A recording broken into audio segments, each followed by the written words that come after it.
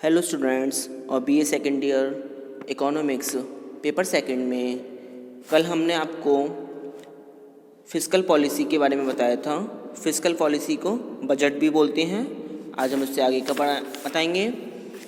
आज का टॉपिक है हमारा मेन इंस्ट्रूमेंट्स और टूल ऑफ बजटरी, यानी कि बजट नीति के मुख्य उपकरण।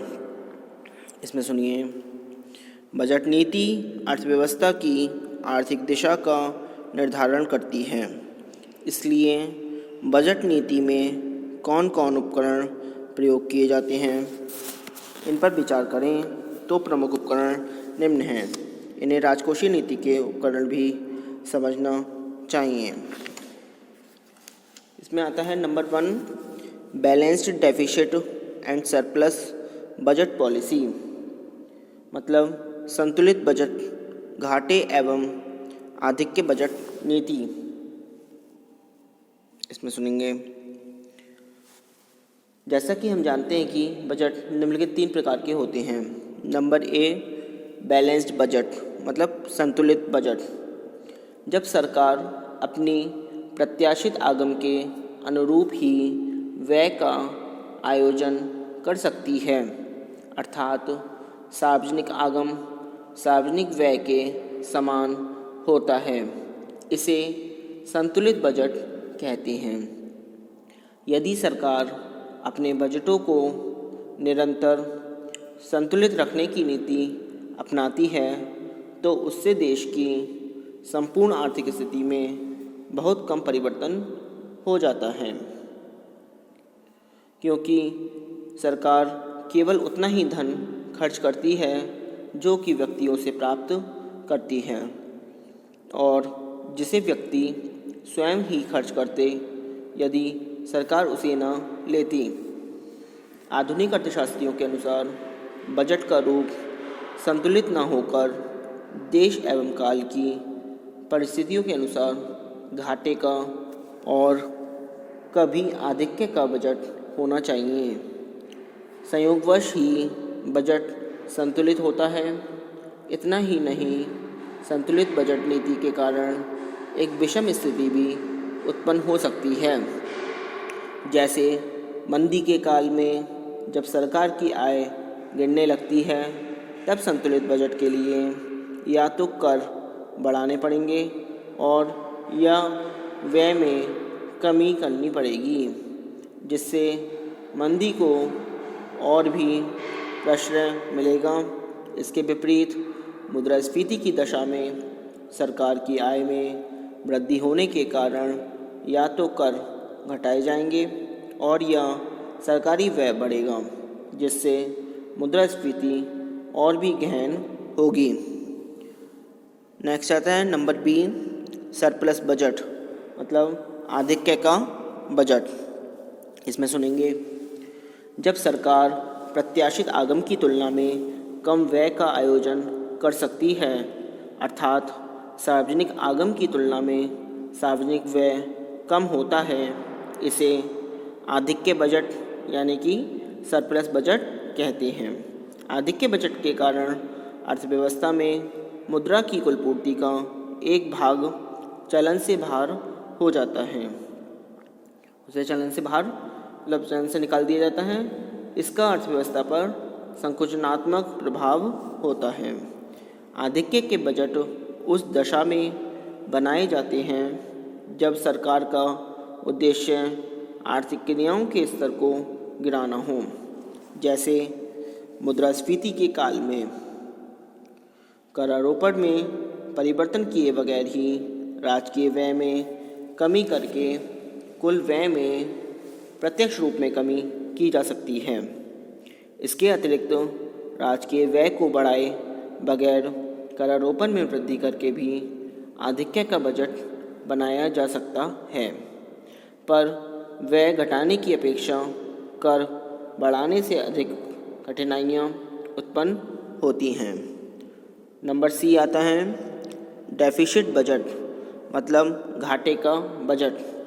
जब सरकार प्रत्याशित आगम की तुलना में अधिक व्यय का आयोजन कर सकती है, अर्थात सार्वजनिक आगम की तुलना में सार्वजनिक व्यय अधिक हो सकता है। इसको घाटे का बजट, डेफिसिट बजट कहते हैं।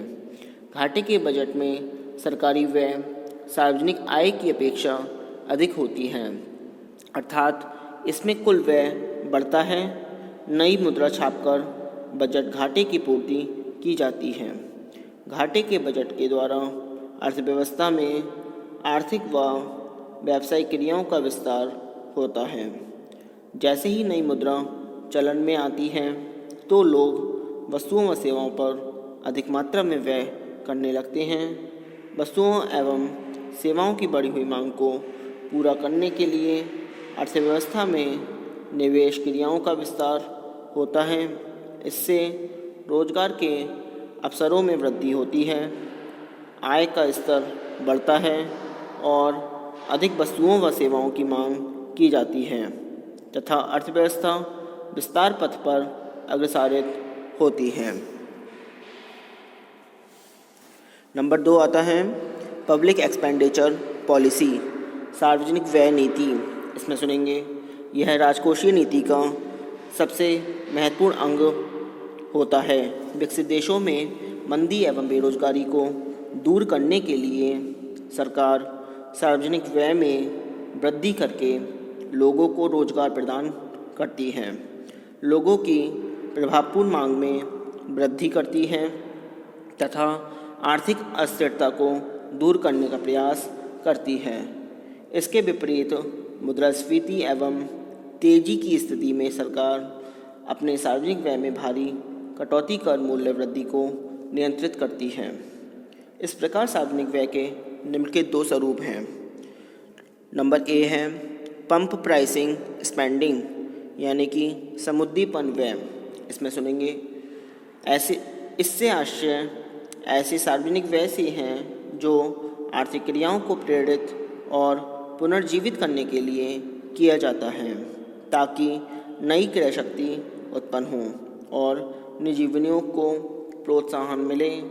इस संबंध में मान्यता यह है कि प्रारंभ में किया गया ऐसा सार्वजनिक व्यय मंदी की दशा के निराकरण की एक निरंतर प्रक्रिया जारी कर सकता है। जिस प्रकार किसी नल या पंप को चालू करने के लिए शुरू में उसमें थोड़ा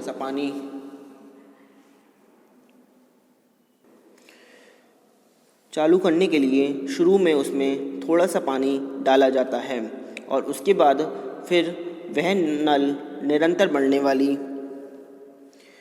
बहने वाली धारा के रूप में काफ़ी समय तक पानी देता रहता है।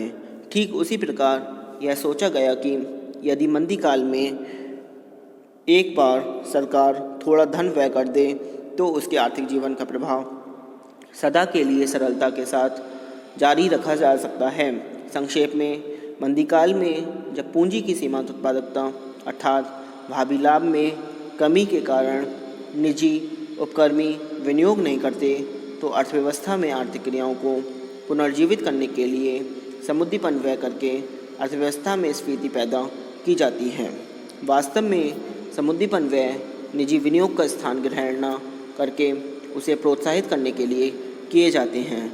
इस प्रकार यह एक तदर्थ उपाय है जिसका उद्देश्य मंदी पर काबू पाना है।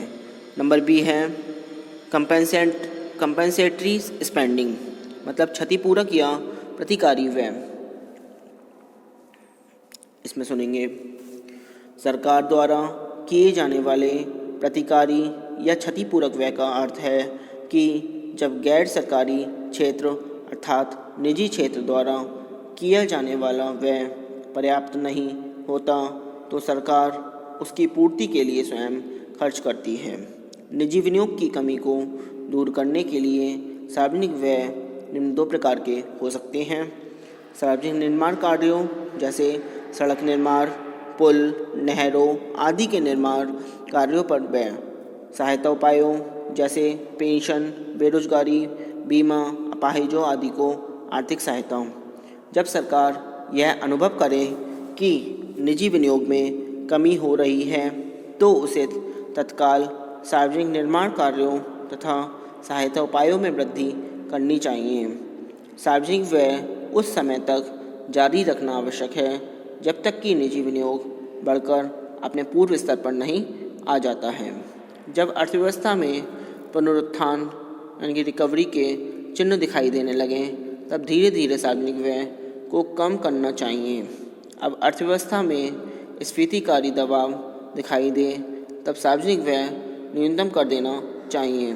इस प्रकार सार्वजनिक व्यय नीति के माध्यम से देश में आर्थिक स्थिरता को बनाए रखने में सहायता मिलती है। नेक्स्ट आता है नंबर 3, पब्लिक रिवेन्यू पॉलिसी, सार्वजनिक आगमन नीति। इसमें सुनेंगे राजकोषीय नीति के इस उपकरण के अंतर्गत उन स्रोतों को सम्मिलित किया जाता है जिनसे सरकार को आय प्राप्त होती है। सार्वजनिक आय के विभिन्न स्रोतों का प्रयोग करते समय उनका उपभोग, उत्पादन, वितरण, बचत एवं विनियोग पर पड़ने वाले प्रभावों को ध्यान में रखना पड़ता है, क्योंकि कर सरकार के आय प्राप्त करने का सबसे महत्वपूर्ण साधन है। अतः सार्वजनिक आय में इसका योगदान सबसे अधिक होता है।